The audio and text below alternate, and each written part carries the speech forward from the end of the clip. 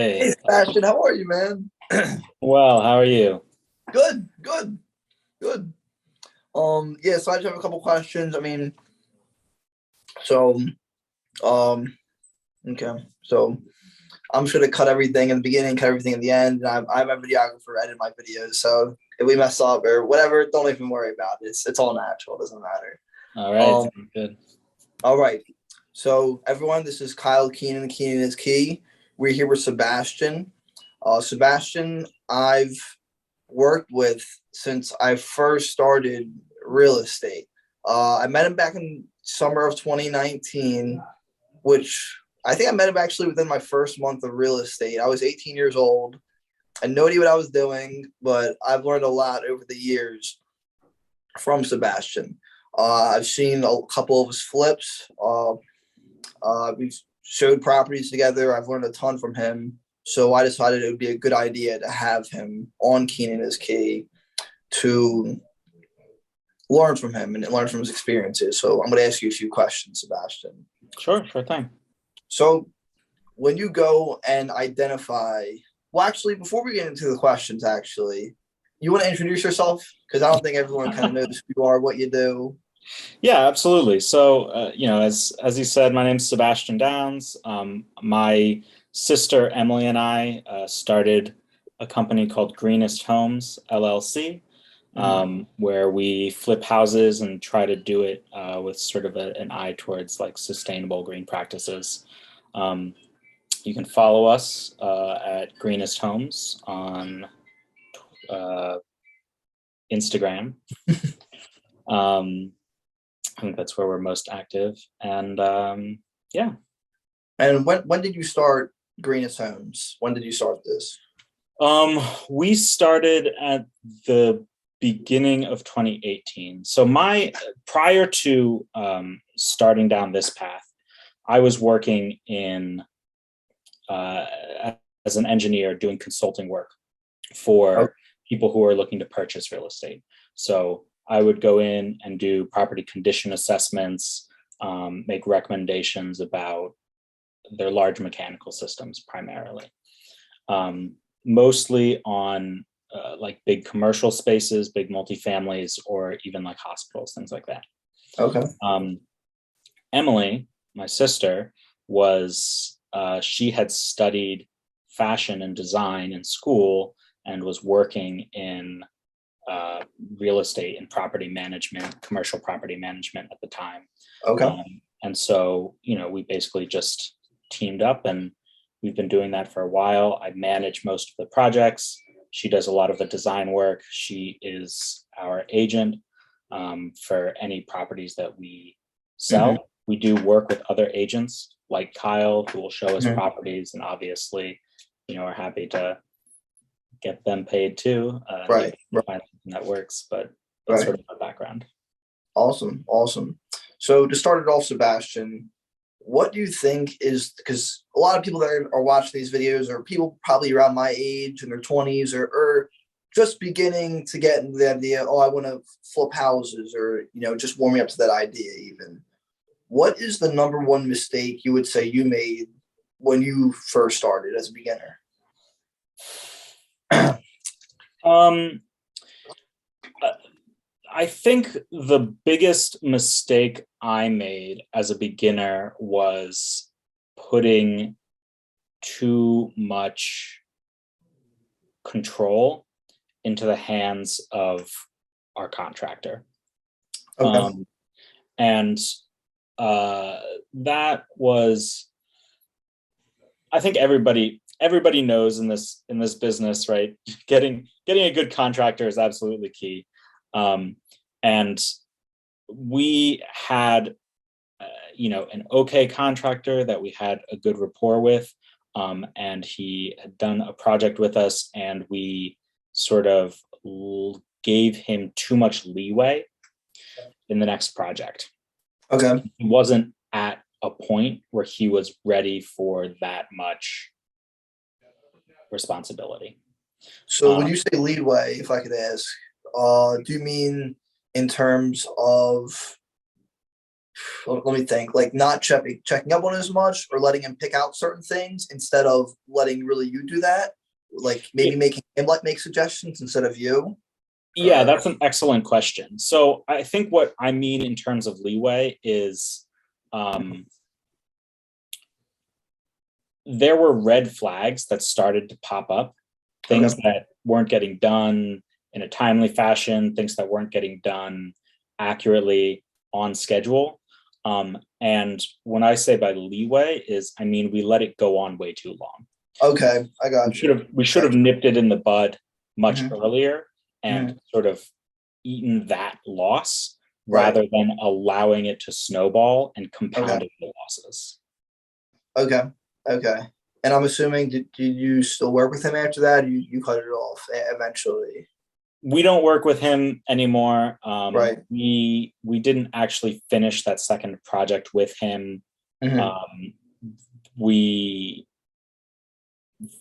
were able to find a really good contractor who took over the project from him, and we've Hmm. done several successful projects with him since. So that was sort of a silver lining.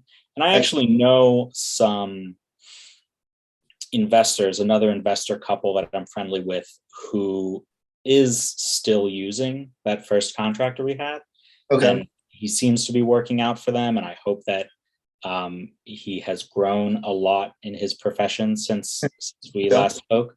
Okay. But yeah, we're not still working with him. It's interesting. Okay. Okay. Now, could you tell us the story of your first project, and kind of maybe you don't have to go you don't have to go to extreme detail, but how'd you find it? That first decision to put in an offer, as I was telling you a couple of days ago, you're shaking. I mean, you're sitting there, you're sweating through your armpit, your shirt, I mean, at least for me. Yeah, You're, take us through that, and then finally walking through it for the after you bought it for the first time and probably feeling overwhelmed. Tell me about it. sure. Um, so so our first project was what we call a granny home. It was a fairly cosmetic renovation on a house that had been lived in by a long time for a woman who had sadly passed, and her children weren't interested in keeping the property anymore. They'd already grown and gone on and have their own lives and families. Um, and so um, we found it by working with a close childhood friend of Emily's who happens to be a wholesaler. Hmm. So Hmm. he went out, he found this property, or his company that he was working with at the time found this property.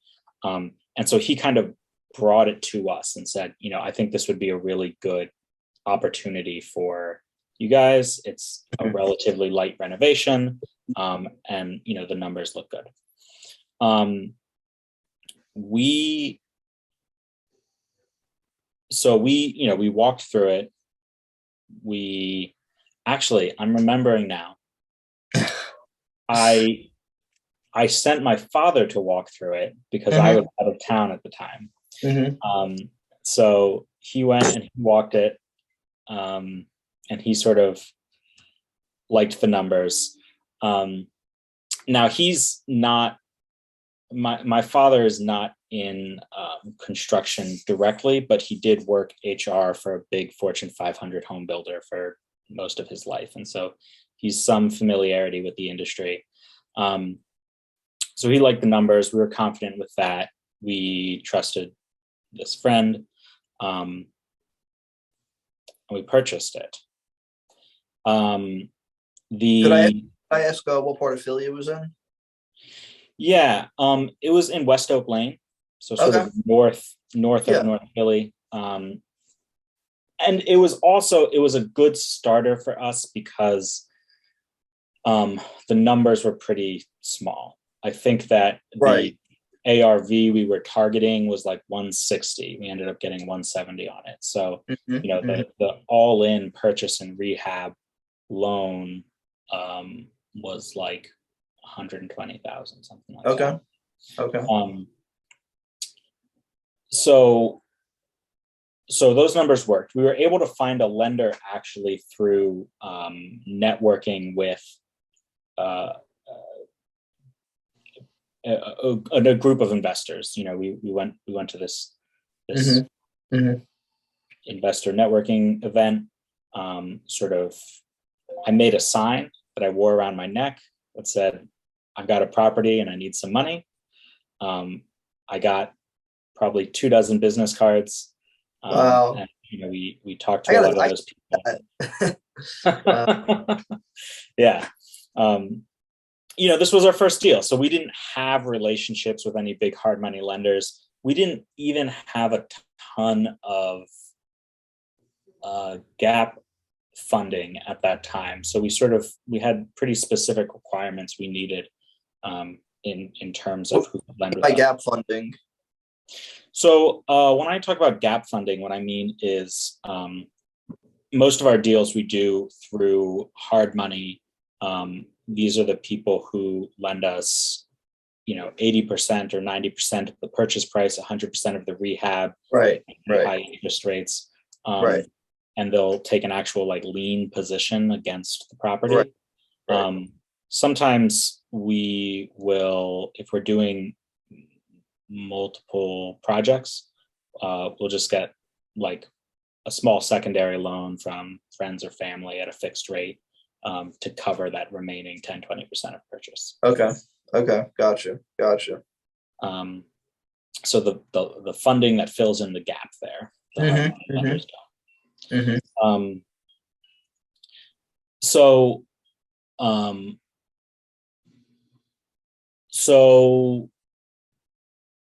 that was all well and good. We had the property, we had the contract, we had the lenders. We needed a contractor. I asked around friends and family. I got the names of some very talented contractors who could not make the numbers that we needed work. Okay. And I turned to Craigslist, where we got the name of a very passionate, experienced framer who said that he was a general contractor, and he did a fine job on that property. We went a little bit over budget, a little bit over time, pretty common, but it didn't sink us. Right. But it was a relatively minor project, right? Right. So what we then did is we dovetailed that into another substantially larger renovation project. Mm-hmm. And that's sort of where things started to go awry. Now, that was not entirely a bad thing. We did realize, and have since realized several times, that the niche we are interested in is projects in need of major renovation. These cosmetic projects can certainly be really quick, and a lot of people make that work for their business model. But when we look at sort of what we want our finished product to be, we need to be starting with a much larger renovation budget to get there. Yes, I noticed the same thing from you too. I know. What is one thing that probably say your biggest problem or a problem that's happened during renovations that you've had to overcome, something that you weren't expecting? Yeah. The biggest one item I would say what had to do with the sewer scope. So first off, if you're going to be flipping houses, you should get a sewer scope because you don't want the inspection at the end to come back and do a sewer scope, and all of a sudden you need to come up with another $5,000, $6,000, $7,000 to dig up the street and replace the sewer line coming in. Now, this was a project where we had replaced all of the interior plumbing. So I was not particularly concerned about it. All of the waste lines were brand new PVC. Okay. What the home inspector found, and then was confirmed by our plumber, is that the rain leader in the back.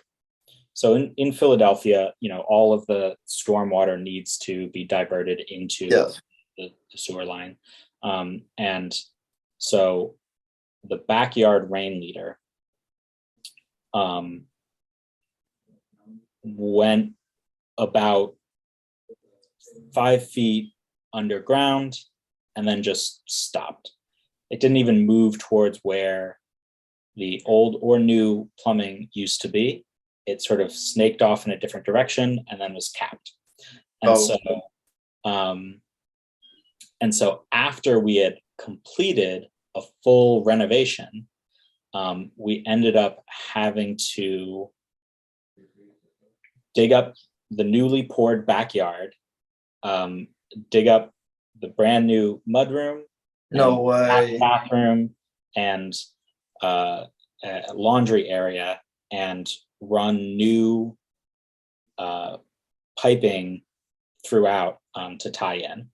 And it was one of these things where it was like, we had scoped it. We knew that the waste lines were all brand new, but we had never checked to see that the rear yard waste leader was tied in where it should have been.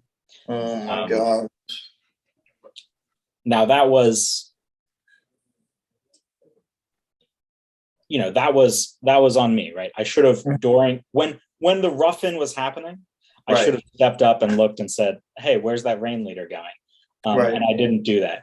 This was when we still had that first contractor working on the project before he had been removed. But ultimately that was sort of my burden. Now, fortunately, we were working with a really friendly local couple who were our hard money lenders, and they had significantly underestimated the ARV on the property. They didn't believe what we were targeting. We were fairly confident with our numbers. We ended up selling 30,000 over what we had initially targeted.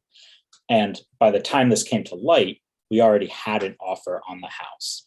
So we were able to go back to them and say, like, look, this issue came up. We're going to need to tear up the floor and put down, a new rain leader, and we need an extra. There were a couple of other issues, $10,000 to make this work. And they sort of looked at it and they said, we know you're closing in a couple months. We know you're way over what we had initially lent you for. We know that the ARV is way over what we had initially budgeted for. And so they were willing to do that for us. So that's a real benefit of working with like small local lenders as opposed to big national lenders who are less flexible when emergencies arise.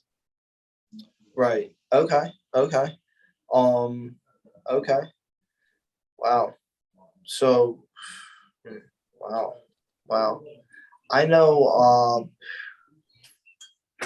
for example, I was in West Philly this morning, actually, or early this morning, checking out a property. And I feel like it's a toss when you're doing something cosmetic, because, for example, I'm there, just seeing how it is, because I've seen pictures of it, and you're walking through it, and then you're like, oh, this heater looks really old.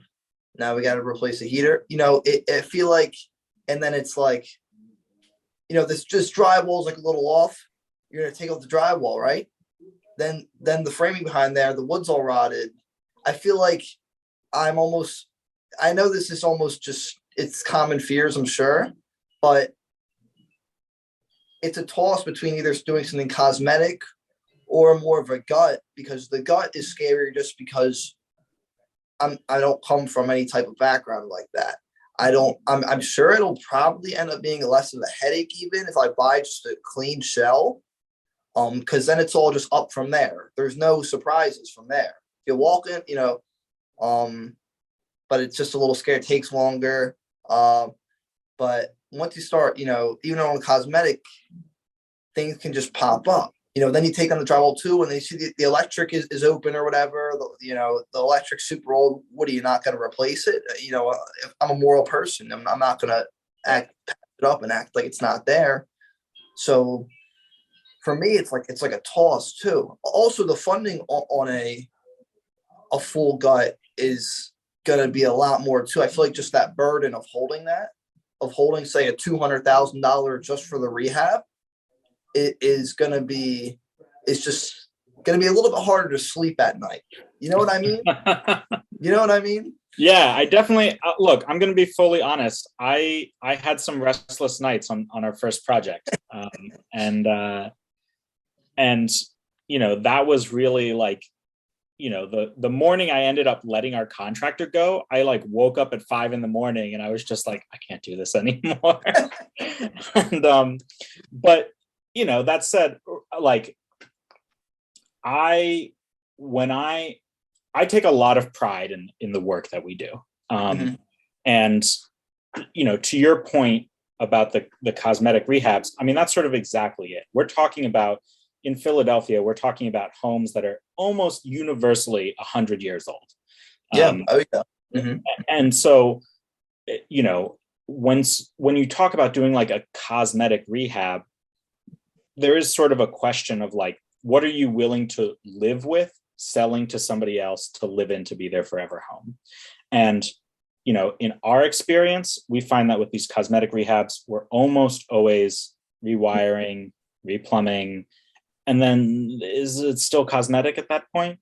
Right. Right. Exactly. And so, that's why we like the blank slate of major renovation. It also allows us, because we're trying to do some of these more sustainable options, high efficiency systems, etc. Right. Doing a major renovation allows us to fit more of that within the existing budget. Right. But it absolutely requires a degree of confidence in what needs to get done. Now, you wouldn't need to obviously know the insides and outs of like how one wires a house, but you have to be confident that the electrician you hire is doing a good job, is above board, is pulling permits, right? Is licensed and insured. And so, that is one of the saving graces of doing sort of a major renovation. And people are going to give me a lot of pushback on this, but is that those inspectors can make sure that things aren't totally wrong, right? Mm-hmm. Theoretically, an inspector is going to let you know before the sheetrock goes up that there's something wrong with your plumbing. Theoretically.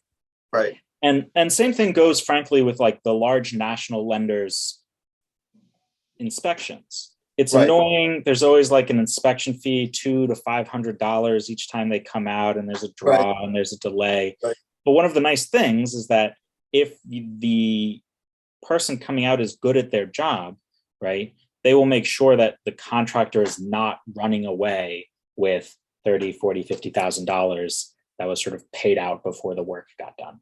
Right. Okay. So, those things sort of operate as checks to help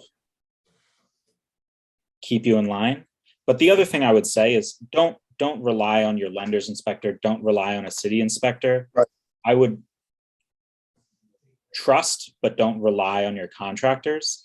I would find, a partner or somebody who's more experienced, who's able to come in and sort of give you feedback, advice on sort of the progress of things. Right. Okay. That's good. Okay. Now I have 2 more questions for you. They're quick because I know we're already over time. One, what parts of Philly are you actively looking in right now? So actively, like today, I got deals, and I need to go review them when we get off this call. Okay. We I have two properties under contract, one in Fishtown and one just outside of Fishtown. And incidentally, in the process of going around and evaluating these properties, I've had two more Fishtown properties sort of drop into my lap that I need to look at. So right now, very actively in the Fishtown and greater Fishtown area. We're also doing a deal out in Brewery Town. Okay. We've done some, like I said, our first was up in West Oak Lane, Germantown, South Philadelphia. So we look all over, but right now by volume, I'm definitely most familiar with Fishtown. Right, for sure. It's a very popular place right now. You can't get any better. It is. If you can get the right purchase price, which is the trick. Yes. 100%. And then last, have you ever purchased a property sight unseen? And what are your thoughts on that? I guess the closest I've come to purchasing a property sight unseen was the first one where I sent my father out to look at it. Oh, okay. For the most part, we don't purchase sight unseen. It definitely can be done. But in my opinion, I think the numbers really have to be stellar, because if it's sight unseen, there are things you cannot tell from photos. I think, I mean, we walked a property a couple of weeks ago, and the photos seemed to suggest that it was maybe cosmetic, that we'd be able to sort of keep the existing layout, update, some things, maybe move a couple of walls, but for the most part, keep it in its existing shape. And when we walked it, we found that like you couldn't tell in the pictures, but the floors were dropping, and so all of the floors would need to be moved, and the walls were slightly narrower than we had thought, which meant that when we updated the staircase, we wouldn't have room to fit bedrooms in there. And these are the kinds of things that like it can be hard to tell from a photograph whether an inside of a row home is 12 feet or 14 feet. And there's a huge difference between a 12-foot and a 14-foot interior in terms of what the finished product is going to look like. Obviously, you can look at lot size and things like that. But I think that if you're going to purchase sight unseen, which I know a lot of people do, you need to just make sure that you're including an inspection contingency in your offer. Okay. Gotcha. My 2 cents. Yeah, no, for sure. Okay. Thank you so much, Sebastian. I really appreciate it. I know you're having such a busy week. There's so much to learn off of you. It's ridiculous. Once again, thank you, man, and good luck on those Fishtown deals. I really hope they work out for you. All right. Thank you very much. Thanks, Sebastian. I'll see you, man. See you.